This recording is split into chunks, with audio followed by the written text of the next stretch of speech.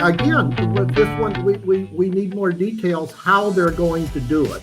I think he far better articulated what they want to do with the 30 by 30. Happy Monday morning, everyone. I'm your host, Chip Flory. Welcome to DC Signal to Noise. Of course, we've got Pro Farmer Policy Analyst Jim Wiesmeyer with us. Good morning, Jim. Good morning. Live from Kansas City, Missouri at the Crop Insurance Agents, CEPA meeting, Chip. I hear that's a wild group, the crop insurance agents. I'm sorry? I hear that's a pretty wild group. That's why I'm running late this morning. We had, let's just say, a festivity, festival time last night. Oh, love it. Kansas City, good place to find a good steak too, huh? Excellent. Oh, and I was at the Majestic last night. Oh. It was superb. Good for you. Good for you. It does my heart good to see you out making the rounds on the speaking circuit again, dude. Well, I thank you, and I agree. And boy, they had a crowd last night at the reception. Colin Peterson is here. It was always good. A number of other lawmakers, more than a few lobbyists in town, and of course the crop insurance agents. And you talk about grassroots people. They're just like seed, salesmanship. They know what they're talking about, and so it's a font of some things I can report, some things I can't report, and I got a lot of information. Oh, good. All right. Well, I want to start a little bit, as we do every week, with a bit of a look back. And this one's a bigger look back, Jim, because last week marked the 100th day of the Biden administration. What's your take? How are things shaping up? The key word I would have is entitlements. When I look at the $6 trillion three-part package, we have the $1.9 trillion COVID aid package in March, and then we have the $2.25 trillion infrastructure, and then last week we had the $1.8 trillion, let's just call it social infrastructure package. But when Biden said in his speech to the joint session of Congress, this is a once in a generation opportunity. But when you look at it, Chip, from a budget perspective, this will go on. So this is really an entitlement. This is just not a one shot. He and the Democrats are fundamentally trying to change the country, much like Johnson did in the Medicare and Medicaid days. So it's a fundamental shift. Yeah, a very lurching, to the left, Jim. Yeah, it absolutely does feel like a fundamental shift, Jim, and so much of what is happening in this shift has been, I don't want to say that it's been detailed, but it's at least been tested with some of the comments in the Green New Deal, right? Yes. Yeah, because Green New Deal isn't just climate. Yeah, they want to go so far so fast within a year and a half because they know we saw the redistricting, glimpses, the population counts last week that just even increased the odds that the Republicans will regain control of the House in 2022 elections. And you know as well as I do that 6 months before the election, the town shuts down. You don't do much of anything other than campaigning. So Biden and his people, some people would say handlers, figured they had a year and a half to get done their dramatic, lurching to the left that the party wants, that some in the party, most in the party now, want to do. So this is an eye opener to me. I just have never seen an administration move so far, so significantly. That's a fundamental change. Yeah. Even Representative Ocasio-Cortez, even she made the comment that she is surprised at how progressive President Biden has been in the first 100 days. Absolutely. And that tells you all you need to know. And you're not seeing socialist Bernie Sanders complaining, are you? That says a lot there. So you can never call Biden a moderate, Democrat now. You just simply cannot. And I do want to point out, I read the Wall Street Journal editorial columns. It's almost like articles, Chip. They're that good.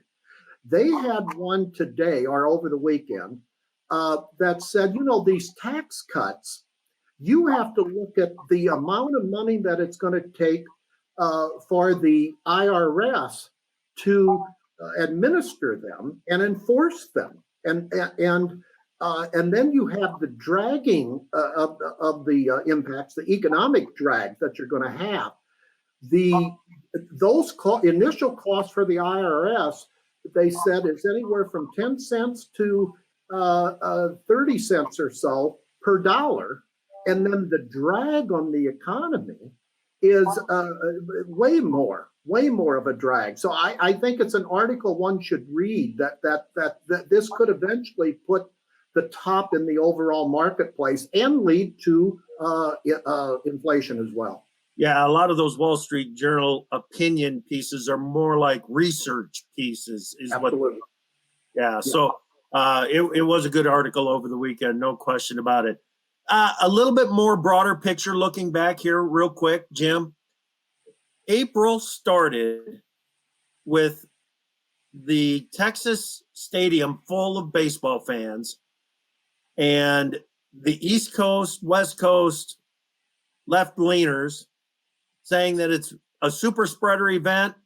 It's one of the worst things that could have happened, to kicking off May with the Kentucky Derby and 50,000 people in the stands, and everybody now saying that it's a sign of progress.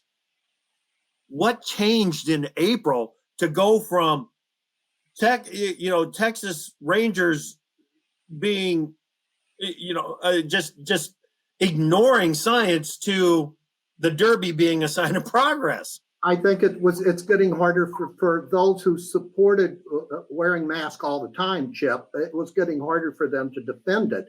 But we talked about this on AgriTalk last week when Biden gave his presentation. He could have done far more of a positive role, and Congress, if you will, from not wearing their mask, but they didn't. So you still have elements of that. But the science clearly says if you're outside, it significantly lowers the risk. Yep. Yeah, absolutely. And it's I am going to take it as a sign of progress. I am going to I'm on board with the idea that, listen, if you're going to tell everybody that they should be getting their vaccination, and because it is as effective as it is claimed to be, that you better back it up and let's move on. Let's reopen this economy. We've got at the reception last night, there were over 200 people in the room and very few masks were on. Yeah. Okay. Interesting. Okay. Just in this last week, anything in particular that really you felt was a clear signal on the direction that the country's going? Well, we still need details, although I will go back with our interview with Secretary Vilsack. I think he far better articulated what they want to do with the 30 by 30, that if what he says is on the mark, and I have no basis to doubt him, they should have had that out before. So it won't be the land grab as some of the people feared on that one, because they didn't have the details out, Chip. But I think they're getting closer. The signals I got with the end of the comment period on their smart climate and other and other conservation details, that ended last Thursday. And I remembered Vilsack telling us they got over 1,700 comments. They're now perusing those, and I think that'll go in a long ways to help fill in the blanks of what they want to do in the weeks ahead here, as they finally offer some details on their climate smart policy in agriculture and other endeavors. So I think we did make progress in that regard from the administration's position. Okay. I got several emails over the weekend encouraging me to stick with with the message that I've got, or I've been trying to send, that ramping up the CRP as part of the climate answer solutions and increasing the acreage, getting more competitive with the bids, or just it puts farmers in a position where they're going to have to compete with the federal government to get a hold of some of this ground, Jim. I think that's a conversation that farmers want us to continue to have. And we will, absolutely. Now, what I can say in my chat with Colin Peterson, remember he put in the language in the last farm bill to make it less competitive to the open market, CRP land. And I asked him, I said, Mr. Secretary, how do you feel about the administration doing what they're doing? And he did say that he checked with them, and they really didn't tell him yet of what types of incentives. So he goes, I'll take them for their word. I want to see what they're going to do. So that comes from Colin Peterson himself. Okay. So again, with this one, we need more details how they're going to do it. And I know you got to give them time, but it was an odd signal that it's almost like 180 degrees from what they put in the 2018 Farm Bill. Yeah. Okay. Take me into the week ahead, Jim. Give me something on biofuels that we all need to watch. Well, I would watch EPA Administrator Michael Regan is coming to Iowa. So they're up to something, to unrolling some things out on biofuels, and I think climate smart agriculture, where they're going to go. So, and then on infrastructure, Chip, Biden has invited the key GOP negotiator to a meeting at the White House this week. So we're going to see whether or not there can be bona fide, bipartisan talks or not, or whether this is just, for show. But, we're going to see, whether or not there will be a compromise. I think in the infrastructure, if they're smart, that they'll, listen to some of the Republican ideas, because when you look at the pure infrastructure funding in the Republican plan, it totals more than what the Democrats would do for what we would call real infrastructure, as opposed to the social infrastructure side. So I think we're going to see some developments this week, Joe. Okay. The administration's willingness to talk with the Republicans on infrastructure, this is part of the I don't want to call it mixed signals, but it's kind of it's a blurring of the lines, because on one hand, we've got the administration that seems to be so willing to advance a progressive agenda through the use of executive orders. And on the other hand, for the first time in, Jim, 5 years, the first time in 5 years, we've got an administration and opposing party that appear to be willing to sit down and talk. It's a strange. As long as it's on their timeline, Chip, because Obama and his people constantly say, look, from the Obama years, we learned, we waited, this is their position, we waited and waited, and the Republicans drug it out to such a degree on healthcare reform and things like that, that they didn't get everything done that they wanted to. And so they're on a short timeline that I said before, this year and a half, that they want to be just pell-mell changes to this country. But it's a move to socialism. I don't know whether there's another word. These are social type programs that they want to have a ongoing funding mechanism. And as you bridge into agriculture, the Aggies, the commodity groups and the lobbyists and the lawmakers, they know how to spend a lot of money. They smell trillions of dollars in this, billions and trillions. You're seeing Booker, Senator Booker, New Jersey, late last week came out and said he wants to pump a lot more money, I think $20 billion more into conservation spending. Your farm bill has begun already, Chip. That's trying to get that baseline increased. And the Democrats really push conservation when it comes to, farm bill policy. So you're seeing developments in that front. And by the way, Booker also came out in support of the food box program. He wants to see it returned. So that raised a few eyebrows in town over the weekend. Yeah. interesting that food box program, obviously very, you kind of got to be careful in how you describe it for the dairy industry, because on one hand, it was very popular because of the demand that it created. On the other hand, the volatility that it created in some of the pricing was a little tough to manage at some times. So, Yeah. but it does have an influence on that dairy market. Boy, there's no question about that.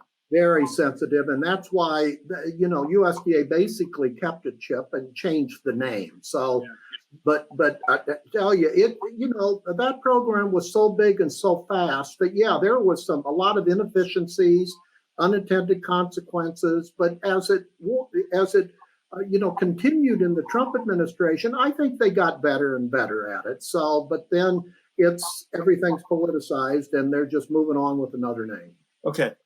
All right, Jim, a friend of mine, talked with him over the weekend. He operates a few Subway sandwich shops, okay?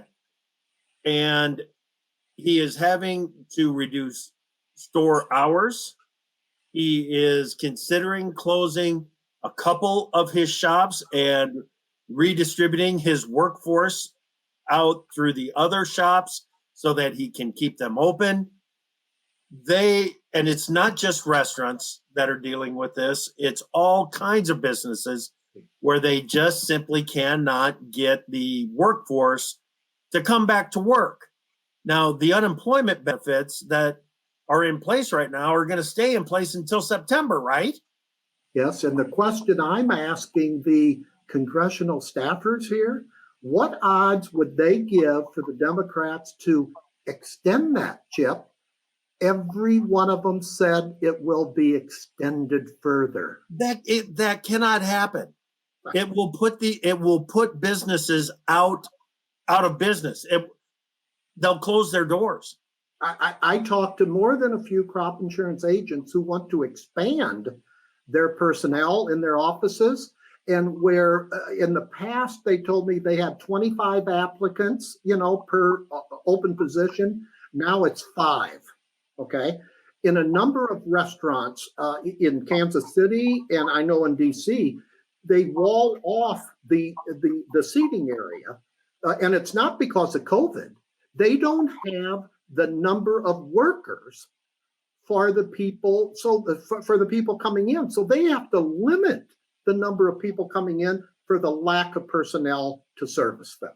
So that confirms what you're hearing and saying. And if Congress does do this, and I think that'll take them through. Well, I didn't have one congressional aide say that they wouldn't extend it, and I don't think that's in the marketplace now, Jeff. I really don't. No way, no way. And it's not that these employers aren't offering a better package, or those workers. They could make more if they would come back to work, okay?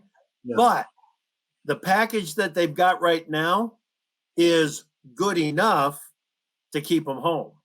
Yeah. I wonder that, that's when I get, back, Wednesday in town, I want to figure out, is this true? And 2, will they modify it at all? Maybe a lower package, but still attractive enough to keep amenable workers out of the marketplace. But it's starting to drag. It's starting to put a temper on the U.S. economy, especially the second half this year. You watch it. We had 6.4% GDP the first quarter. We might have even high. We should have higher in the second quarter because of the built-in momentum of all this money that's out there. But although the consensus is saying we're going to have a good third and fourth quarter, the other people that I monitor are saying not so fast here because of some of these snags that we're talking about. Right, absolutely. If there's an extension of these unemployment benefits, I'm going to take my economic outlook down for sure. Absolutely. Jim, are you hearing? This is coming from Gary, one of the comments out there. Jim, are you hearing more and more about ESG scores? I'm sorry, I'm not familiar with ESG. Are you? Is that relative to CRP? Maybe he can Gary, help if you could chime in back at us, is that relative to the Conservation Reserve Program? That would be EBI scores, Environmental Benefit yes. Index scores. Yeah, I talked about that last night to Colin Peterson. He thinks that needs to have a review on their EBI requirements. I really don't know ESG. Okay. Gary, if you could give us a little bit more on that, we'd be happy to. And we'll bone up on with it. whatever we can. Yeah, and then Jennifer makes a comment here too, when we were talking about the unemployment benefits, that's exactly what the government wants. They want everyone dependent on the government. This is not new. It may not be new, Jennifer, but it's never been as in your face as it is right now, Jim. Yeah, what we had, remember when Bill Clinton, a Democrat, said the era of big government is gone? Well, it's back in spades. This is a huge government. Economic, social governance score basically is scoring how woke you are. Oh, gosh. I can't comment on that, Gary. Yeah. I'm going to look into it, though. Yeah. Thanks for the heads up on that one. Well, yeah, we'll check it. That's an interesting one. See, we learned too from this show. That's right. We will look into it, Gary. Thank you. What is up with Sid Miller down in Texas suing the suing USDA? Is that right?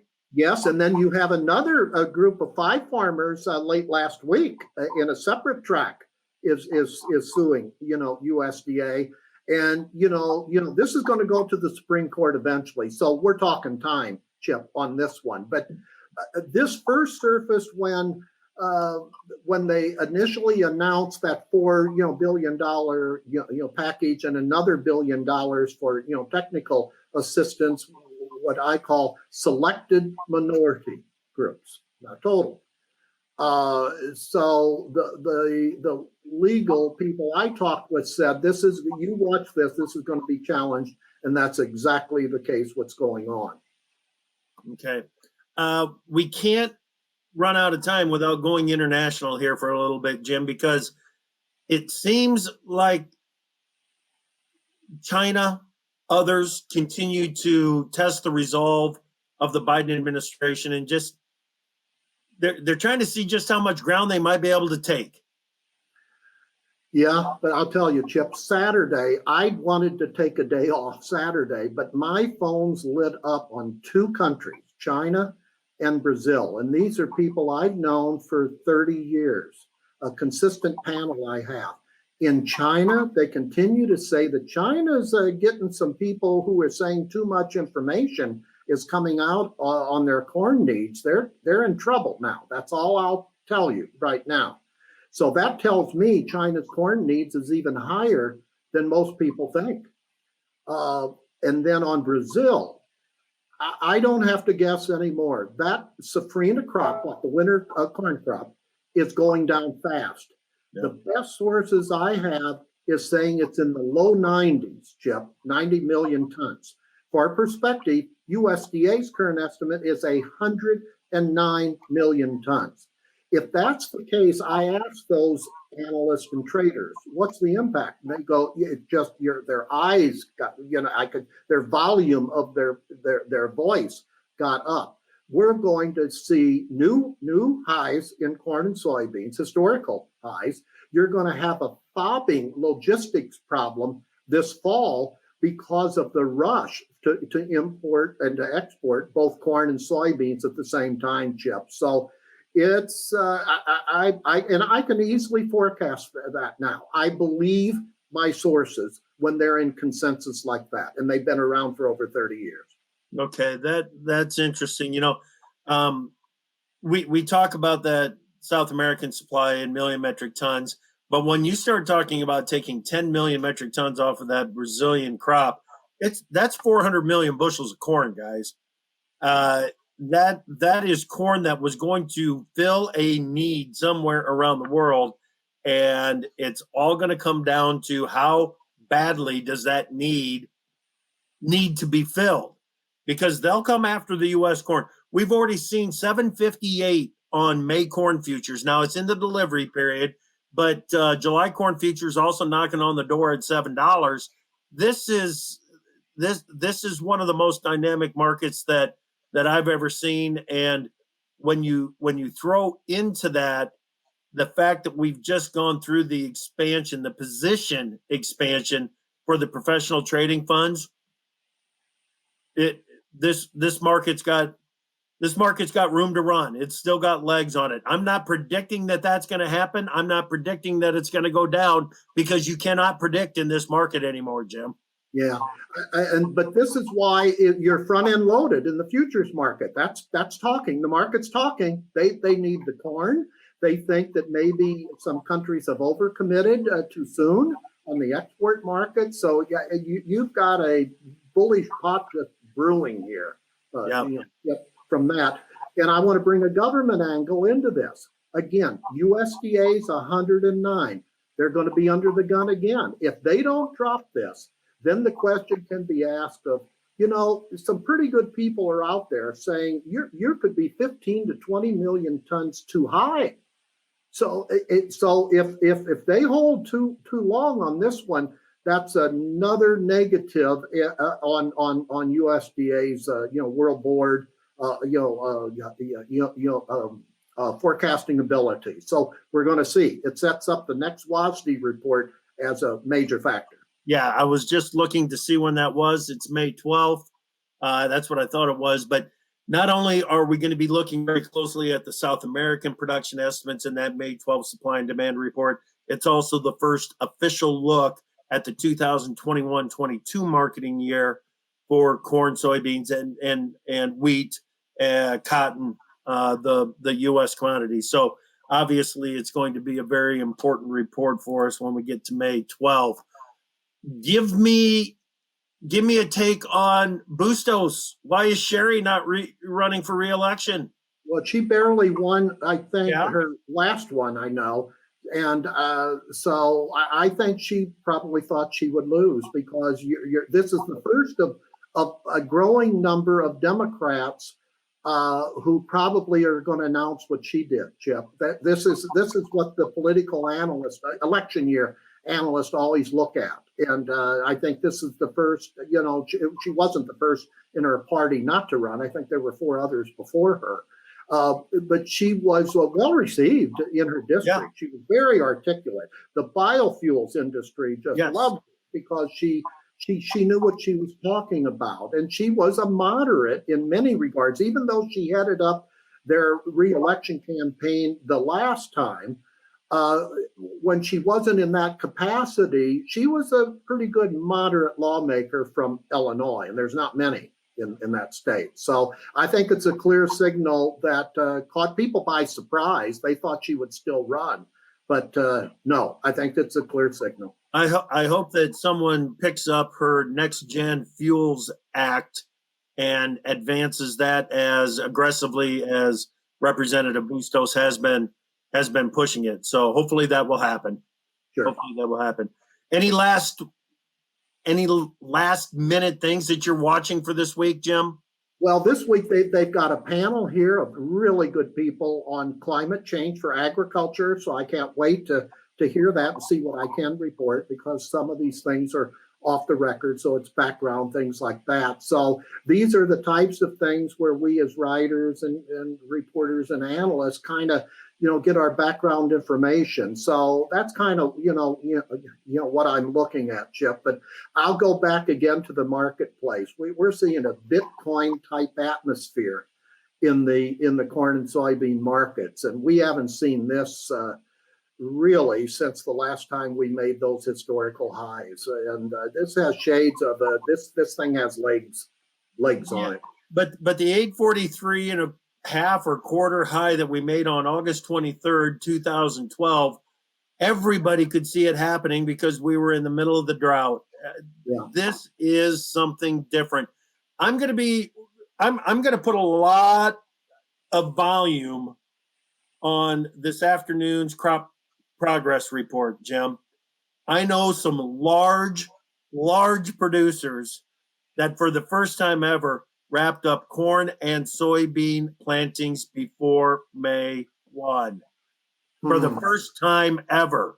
I'm hearing some of that from farmers here on it. Yeah. The former RMA administrator under the Trump administration told me it's growing. He goes, it's like, he put his hand, it's already this high and he's never seen it this high so soon, so he was excited about it without getting too giddy. Yeah. Yeah, absolutely. But then you talk to the North Dakota people and they look down. That's really dry and getting drier. Oh, yes. Dry and getting drier. Absolutely. So, yeah, I'm gonna be amplifying the early season crop conditions and planting progress and everything this week. Jim, buddy, we're out of time. Be safe down there in Kansas City. Have safe travels, and we will talk to you next week on DC Signal to Noise.